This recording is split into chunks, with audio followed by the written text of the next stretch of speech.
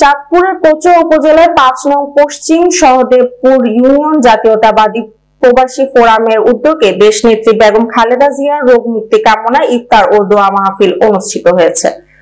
রবিবার বিকেলে উপজেলার দারাশাহী তুলপাই উচ্চ বিদ্যালয় মাঠে কচুয়া প্রবাসী জাতীয়তাবাদী ফোরামের ক্রীড়া বিষয়ক সম্পাদক জাহিদুল হাসান লিপলু, কাতার বিএনপি যুগ্ম সাধারণ সম্পাদক সরওয়ার মুন্সি, পশ্চিম সহদেবপুর ইউনিয়ন প্রবাসী জাতীয়তাবাদী ফোরামের নেতা সোহাগ মুন্সি, ইব্রাহিম ফয়েজ, বোরহান উদ্দিন, রবিউল হাজী, মাহবুব আলম ও সাইফুল ইসলামের সার্বিক ব্যবস্থাপনায় ও আলোচনা সভা ও দোয়া মাহফিল অনুষ্ঠিত হয়। ৫ নং পশ্চিম সহদেবপুর ইউনিয়ন যুবদলের সাবেক সাধারণ সম্পাদক মোহাম্মদ আলাউদ্দিন হোসেন সওদাগরের সঞ্চালনায় এতে প্রধান অতিথি হিসেবে বক্তব্য রাখেন কচুয়া উপজেলার বিএনপি সভাপতি খায়রুল আলম স্বপন ও উত্তর কচুয়া বিএনপি সমন্বয়ক ইউসুফ নিয়াজি। বিশেষ অতিথির বক্তব্য দেন কচুয়া উপজেলা যুবদলের সভাপতি আব্দুস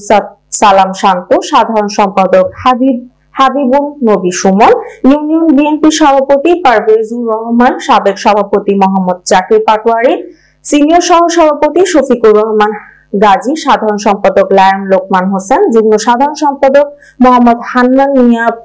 প্রধানিয়া, মোহাম্মদ শিবন বকাউল, সাংগঠনিক সম্পাদক মোহাম্মদ মহসিন পাটোয়ারি, কচুয়া প্রেস ক্লাবের সভাপতি আতাউল করিম, কেন্দ্রীয় ছাত্র সংসদের সাবেক সদস্য মফিজুল ইসলাম সৈকত, ছাত্র দল নেতা মাসুদুর রহমান, প্রবাসী কচুয়া জাতীয়তাবাদী ফোরাম কেন্দ্রীয় কমিটির সহ সভাপতি